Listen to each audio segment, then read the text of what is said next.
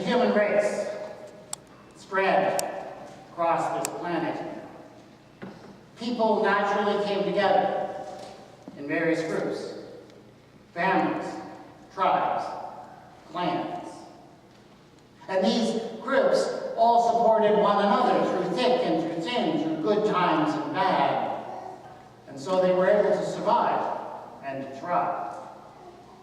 But it was inevitable that sooner or later one of these groups was going to run into another one of these groups and find themselves competing for the same resources.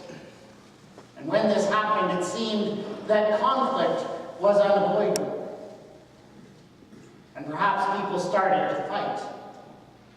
And when they fought, the stronger group would no doubt defeat the weaker. But people don't always want to fight. People want to find some other way to work it out, to be able to live alongside one another and share resources more peacefully. And so it was that people from a very early on time began to develop methods for creating agreements between groups that were competing with one another. And they created something called a covenant. Now, a covenant is basically just an understanding, an agreement between two groups.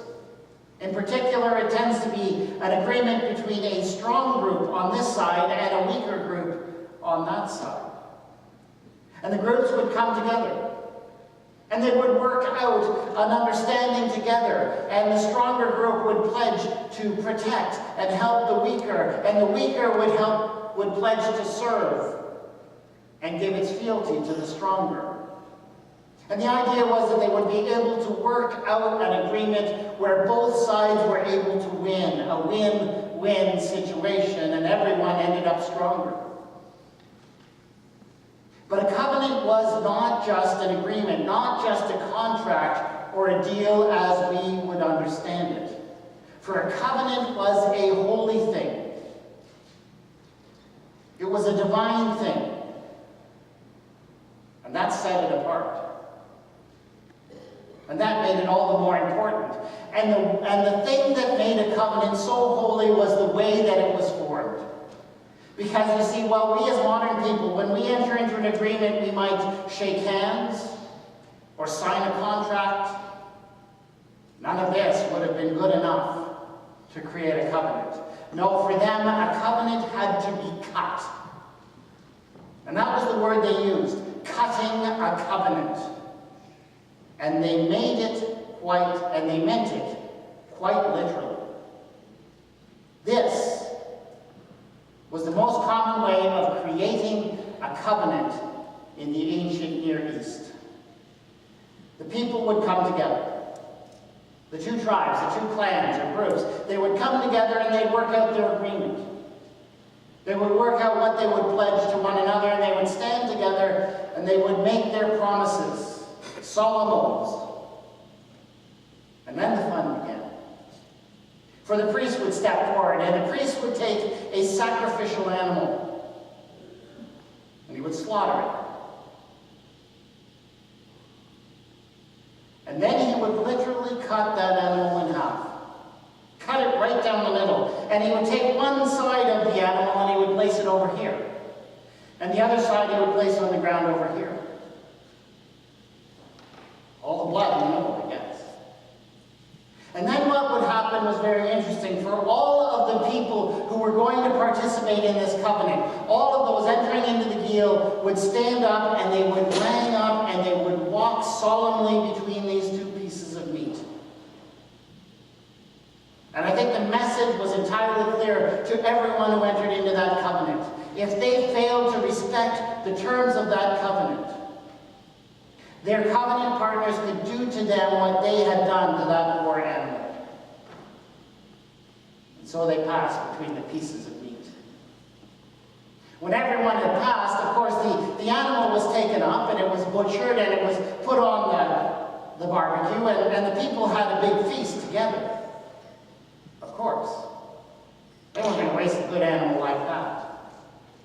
And in many ways, that shared meal did even more to bring the people together than any other part of the ritual. But that was how you did it. That was how you cut a covenant. And this manner of cutting a covenant was very common throughout the ancient Near East. It was used to create grand alliances between peoples. Entire empires were built by cutting these kinds of covenants with various people. It was a very powerful tool. But there was one ancient people who did something very different with the idea of a covenant. Something unprecedented. They created a covenant with their God. It all started with a man named Abram. Abram's God came to him and said, Abram, I am going to make a great nation out of you. And your descendants will be a great nation. And God made this promise despite the fact that there were a number of barriers in the way of that happening. And Abram believed this promise, and he made his promises to God in return. And then the fun began. The story of how God and Abram cut a covenant together is told in an ancient book called Genesis. But it happened like this. Abram took 5 animals, a heifer, a female goat, a ram, a turtle dove, and a pigeon. And he slaughtered them. And he took the mammals and he cut them in half. And he laid one half of each mammal on this side and one half on that side. The birds were too small to cut up, and so he simply laid their dead bodies on the ground as well. And then an amazing thing happened. Abram had to wait for it. Had to wait for the sun to go down, but once the sun had gone down, Abram saw his God in the form of a smoking fire pot and a burning torch pass between those pieces of meat on the ground. God had cut a covenant with Abram. And can you imagine the significance of this? For it is one thing for a strong tribe or a human ruler to make pledges and promises to a weaker tribe. But here was a God. A God who was passing between those pieces of meat. A God who was saying to all the world that if he failed in his promises to Abram and to his descendants, the same thing could happen to him as had happened to those sacrificial animals. An unheard of thing. And God did as he promised. God remained faithful to Abram, who came to be known as Abraham, and to his descendants, who were called the people of Israel, down through the years. God never failed in his promises, but the people, they often fell short. And so they needed to find a way to renew that covenant, renew that relationship with God. And this morning we read an account of how they did that.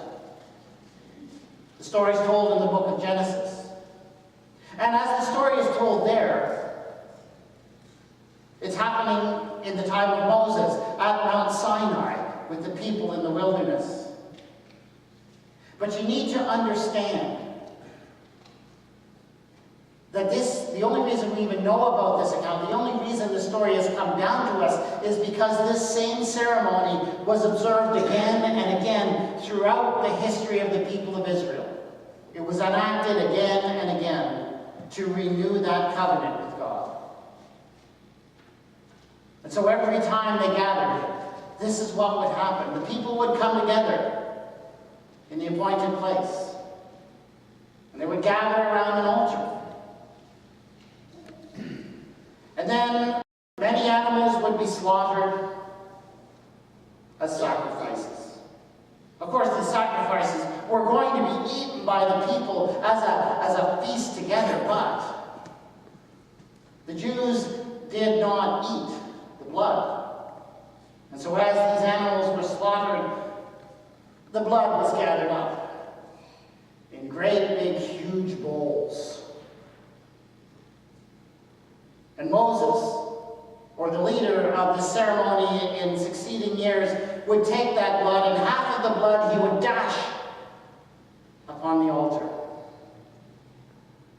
representing God's presence, God, the first party in this covenant. And then the leader would read once again the terms of the covenant, the agreement between God and his people, and the people would pledge that yes, they would follow all of these words. They would remain faithful to this covenant. And then the best part of it all came. For Moses, or the leader in succeeding years, would take the blood, the rest of all that blood, and he would fling it on the people. And as he did, he cried out, "This is the blood of the covenant the Lord has made with you in accordance with all these words." And as this blood fell on their faces, the people knew that the covenant had been renewed. Their relationship with God was made new. And I know what you're thinking. You're thinking, is this the reason why Christians to this very day don't like to sit in the front pew at church?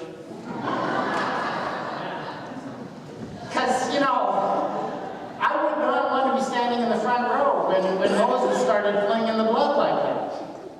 I mean, yuck. But you see, they would have seen this as absolutely necessary. The blood was an essential part of it because, you see, a covenant was not just any deal. A covenant was a holy thing, and a covenant had to be cut. Which meant something had to die. That's what made it possible. And so it was that year after year, generation after generation, the bulls were slaughtered, the blood was collected, the blood was flung, the covenant was renewed, and it was a continual reminder of the people that their relationship with God was there, that God had remained faithful, that they had failed, but they had pledged anew to follow that covenant. And so it would have to be, everyone assumed, maybe forever. For the only way to cut a covenant was with the blood of those bulls.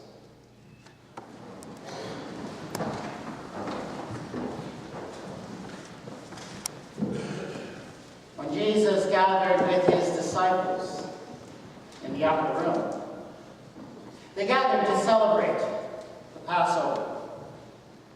But really that annual festival was just about the last thing on Jesus' mind. Ever since they'd arrived in Jerusalem, things had just gone wrong, so wrong. And they'd been catching the attention of all the wrong people.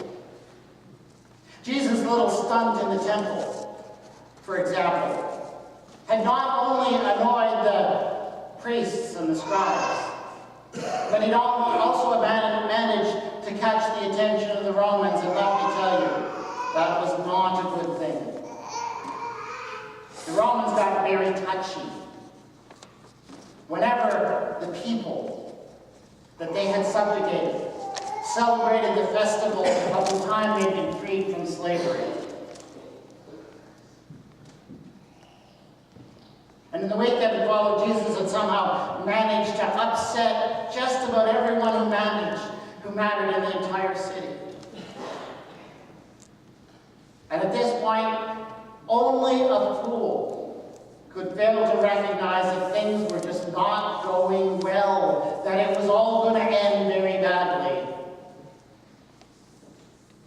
But the disciples, well, they had a bit of a reputation for being fools. And so Jesus decided maybe they needed a little bit of an illustration. And so as the meal began,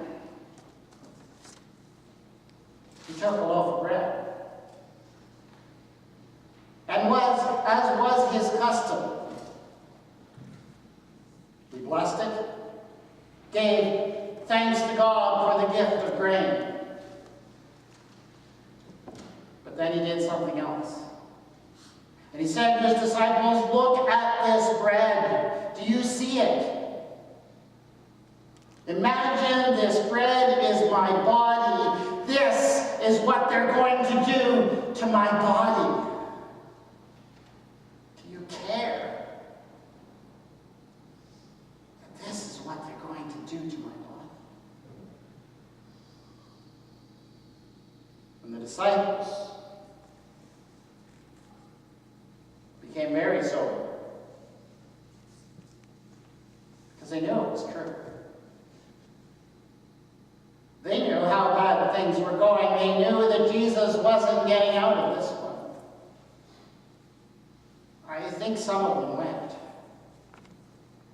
And maybe Jesus wept too. I mean, who could blame him? The way things were going, there was no hope left from a human point of view.